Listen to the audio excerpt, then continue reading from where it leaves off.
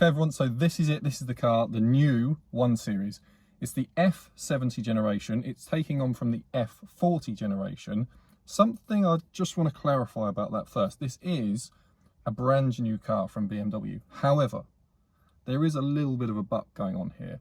It's on the same UK L2 platform as the previous generation, which was the F40 generation, which is a fantastic generation for your car. But that was the previous one. That had a really short lifespan. Came out very late 2019. They were still selling the previous generation in 2019, so they kind of had a short overlap. And now this one's coming in 2024, late 2024, but it means the other one, it only had 5 years, which is very short lifespan for any car really, unless it's sort of a sports car or specialist. This new one, it sits on the same platform. That's the platform you get on the X1, X2, Mini Countryman, and BMW have sort of heavily reworked everything on top of the platform. So it does feel new in here, but I'd see it as a heavy revision. If you expect to get out of the old one, get into this one, and it'd be a completely, totally new car like it was when they went from rear-wheel drive to their front-wheel drive platform, it's not that. However, that's not such a bad thing. But let's cover some details on this one. This is the 120. It's not a 120i. 120i would be an electric car, because I is now a designation for electric vehicles for BMW. Don't ask me too many details about that. That's their decision. So it's a 120. It's M Sport. It lists in the UK £33,000. It has a 1.5 B38 engine in it. That's 170 brake horsepower. It's only paired to a 7-speed automatic gearbox. No manual. I miss the fact there's a manual, but there's no manual, but there we are. That's the world we live in. And I have to say, the acceleration figures in the MPG, so 51 MPG official miles per gallon, that is, 7.8 second, 0 to 62 miles per hour, or 0 to 100 kilometers an hour. However, the in-gear acceleration is really good. I mean, really good. I think, I'd say because of the gearbox and because of how the ratios move the power around, despite this being a small engine, if you go back to something, maybe manual gearbox that's 200 horsepower 15-20 years ago, this won't beat it off the line. It would. I say that acceleration figure is 0 to 62, but you're never doing that. What you're doing a lot of is 20 to sort of 50, and there, this car's got a punch. It's just zippy, you know. It really does get going down the road. It's a mild hybrid engine. They haven't released a plug-in hybrid at the moment, as at the time of making this. Whether they will, if they do, it's going to be expensive. As I say, if we're listing this at just over £33,000, I think it'd be a lot more as a plug-in hybrid. Whether BMW will come out with lower specification with plug-in, maybe, and they'll be able to sort of balance the price out that way. But look, that's the world we live in. Shall we cover just a couple of good things and a couple of bad things, just first off, before we get moving? So interestingly for me, I've had a little bit more feedback on this car than I usually do when I get a car to test, because this is actually my mother-in-law's car. So she's told me a lot of interesting things about it, and she had the previous generation 1 Series. So, well, I'm going to do a slightly different review just for her. Existence, wow, they're exemplary choice for anyone in the car market. Probably the best vehicle ever to be produced by any company anywhere in the world at any time. Right, now that's out of the way and I'm still on the Christmas card list, we can carry on with the rest of the review. A couple of small annoyances that I found. One, and I think BMW will probably sort this out with like a technical service bulletin, because they're little silly things really. So the seatbelt buckle over here, it's just knocking on the plastic panel, makes a rattling noise. A bit of felt strip on the back of that would probably sort that. These headrests, too sharp an angle. Here's a picture of my wife's car. Here's a picture of this car for the angle of the headrest. It's touching the back of your head the whole time, and that may affect different people in different ways depending on shape of your head, everything else. But if it's putting anyone off, and if it's giving anyone sort of a bit of neck pain or back pain, they're not going to buy it. So they do this on the 3 Series, but on the 3 Series it's adjustable backwards and forwards. Here they haven't done that. No idea why. You know, if it comes down to you love the car And you find, because when I first got in this car, I didn't have the seat completely adjusted for me, and I was driving like this. And that's not a... I had a hoodie on. If you notice, I'm wearing just a jumper today, and it's because I couldn't do it with a hoodie on. There's no space behind my neck. So where your hood would usually rest, I was just kind of being pushed forward. Didn't like that at all. It's solved wearing a jumper and with the seat leaned back, but still, like if I'm here, my head is touching the headrest. You know, it's... I don't know, this is kind of how I would be in a position to drive, and my head's touching it. So I don't particularly like that. Again, so maybe something BMW could sort. The second thing is a split problem and good thing, and it's the infotainment in front of me. This screen, because you've got basically a big wide screen in front of you, but this screen, BMW have done a really good job. This is all your driver information. Yep, displays really nicely, like it, think they've done a good job. This screen, which is your infotainment and your nav and everything else, they could have done a bit. I think it's 90% there, but I think it needs another 10%. Little issues. One of them being, if you have this car has BMW dash cams front and rear, that should record if the vehicle thinks someone's sort of around it in the middle of the night. But if your phone's connected to it, you can't then view it on your phone. So it's a little connectivity, things like that. Also, there's an odd thing with the fans. So the fans start up, you know, they're a bit fast on the fan speed. If you then want to drop the fan speed, you have to go into a menu, you press down, but it stays in automatic. So then you have to go off of the automatic mode into the manual mode and knock the settings down. And to be honest, I don't know. I know you can preset that as you want it, you know, it'll be your personalized setting, but really it should just be a little bit easier to access. These are things that when I get in a car and it's not my car and it's not set to how I'm going to use it, are annoyances. But once you've got it all perfectly set up for you, won't be such a problem. But before I move on, just want to cover one other thing before we get on the road, and that's that I said this is using the previous platform. However, it is a larger vehicle. Okay, so size-wise, you've got 1.7 inches longer. That's 42 millimeters, and it's just shy of 1 inch taller than the previous model. So that's 25 millimeters taller. It's using the interior cabin, because this is all new inside. This is completely new in here. However, it's kind of, if you've ever driven an X1, this will seem quite familiar to you. So BMW X1, if you get out of this and into this will look quite familiar. Old 1 Series into this though, all new. So that's just something to bear in mind, depending on the car that you have at the moment, whether you're interested in this from a different car, all that sort of stuff. It's whether this will feel completely fresh or just something you're familiar with. And a final one on that is the boot capacity. That's the same. So if you can store whatever you need to store in the back of a current 1 Series and you're looking at upgrading, it'll still be able to store it. No more, but no less. I don't know. I prefer them keep rear wheel drive, or at least have the option. But you can have this as an all wheel drive if you step up.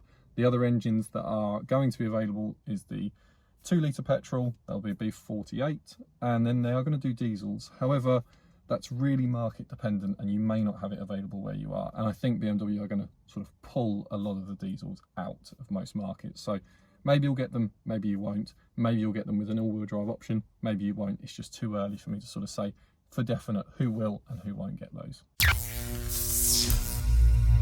I'm just going to do 1 minute as I set off on the styling. I know styling is, you know, everyone's got different opinions on it. I actually think they've done a good job here. This to me looks like the new 5 Series, the BMW Z4, and the slightly less attractive BMW XM all got together one night and sort of mashed themselves together to make this car. I think it's worked. I don't know. It doesn't always work for when you do small hatchbacks like this, to have sort of styling that has to be family-like, but at the same time it can't necessarily be sort of too far out there. They need to introduce the right language, but I like the new grills. I think they've done a good job with that. They've sort of gone away from the sort of enlarged chrome things that they were, which I don't think they'll age well on the previous generation. Okay, so how does it drive? Do you know what? This gearbox makes such a big difference to the car. So we've come out of a 30 zone there into a 50. I'm already at 50. Like, it's interesting because 170 horsepower back when I sold cars, so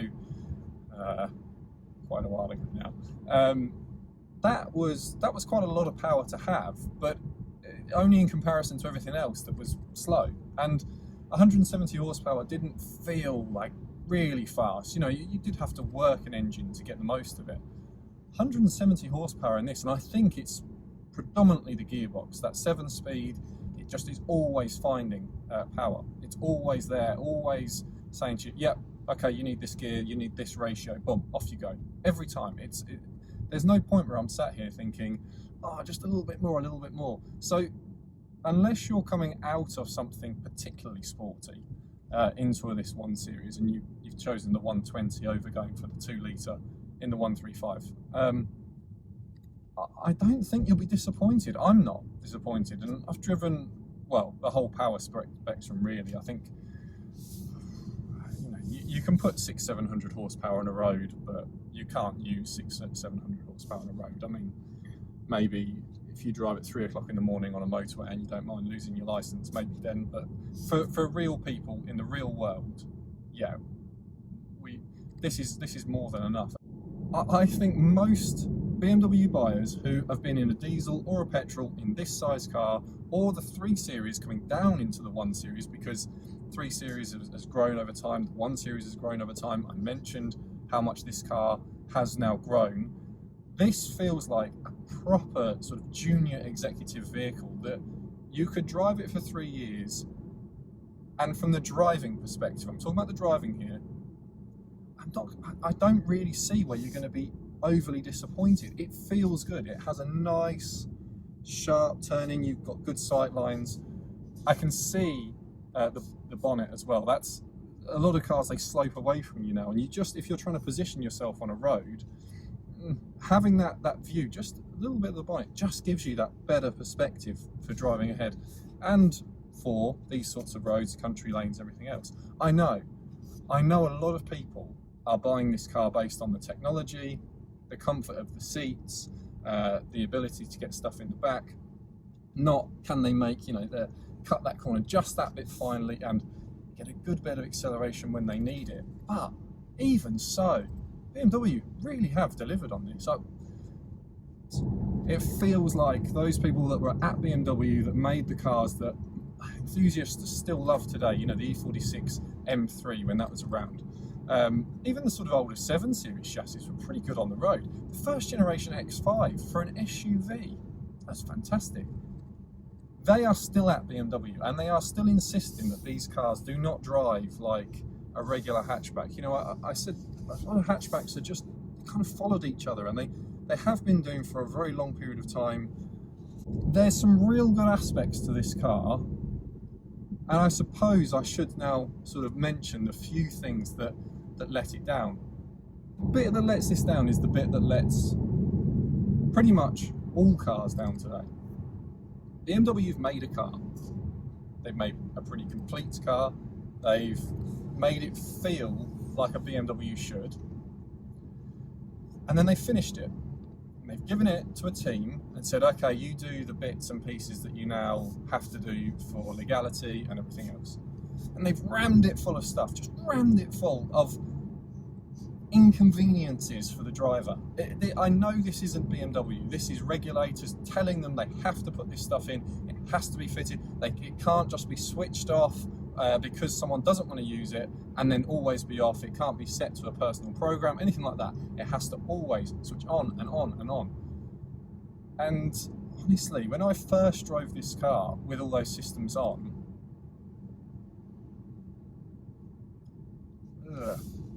I was a bit like, I'd probably keep the previous 1 Series instead of going for this when I did that. But now, with those systems off, with everything that has I want it and comfortable in the car, there's no reason to, BMW, I know you didn't have a choice, but it just feels like this goes to a finishing school that it doesn't need. It goes to a separate place outside of BMW where like a regulator gets to stick their nose in and just ram stuff in that you don't really want.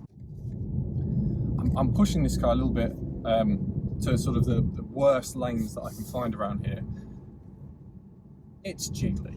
It is. That secondary ride and even the primary ride is now starting to struggle because I'm on really poor roads now. But I don't know, I'm not going to mark it down for it because I just think this is the M Sport trim. This is kind of what I expected. If you were in an SE trim or some lower trim with bigger tyres or fatter tyres and softer suspension than you got in this, you'd be really disappointed. You'd be a bit annoyed, I think. But if you had an M Sport before or accepted the bumpy ride for the better control around the corners, yeah, it's fine. It's acceptable. It's not the best in the way of how it absorbs bumps, but it's not trying to be a Rolls Royce, and neither should it be. Bit of a boot. Let's give it a boot full. Straight up to the speed limit. I came out of a 30 into a 50 zone there. Boom. It knew the gear it wanted straight away. It was in gear and it was gone.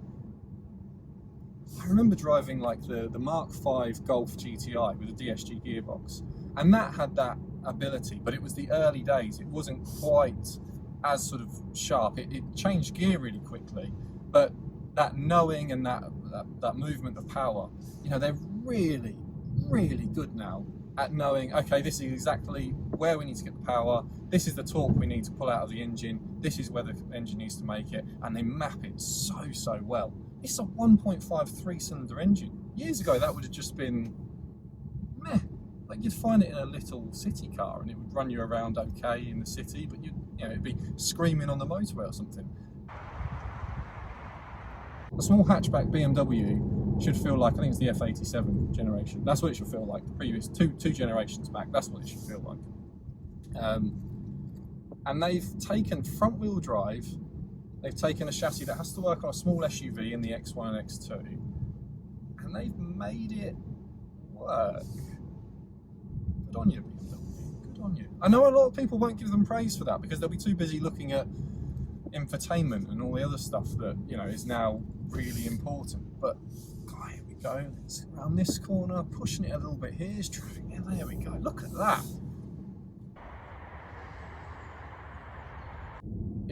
This is like one of those cars I'd say that if you think to yourself, look, I'd quite like a nice car. You're not so much into cars that you're going to go and buy yourself a Golf R or something really fast like that, or a 135. But you do want to have something a bit nicer, and you want something that maybe can carry a small family around. And you know, you're not a millionaire, but you've got a bit of money available, and you go to a dealer and ask the question, see what the monthly payments are. This is a contender. But I know what you're asking, and that's, will this car do a middle of the night run to the airport? Yes, it will. Question asked, question answered on that one. So I suppose the big question is still, should you buy one? If you've got the previous 1 Series, I'd have a look, especially if you can get a deal. Because I think, especially these early ones, you may well just get sort of good leasing package that gets you out of your old car and into this one for not a lot of difference. And if that's the case, I'd do it. If you're coming from a much older car, let's say you're still in a first generation 1 Series and you're thinking, oh, I can finally buy myself a brand new car, go and have a test drive.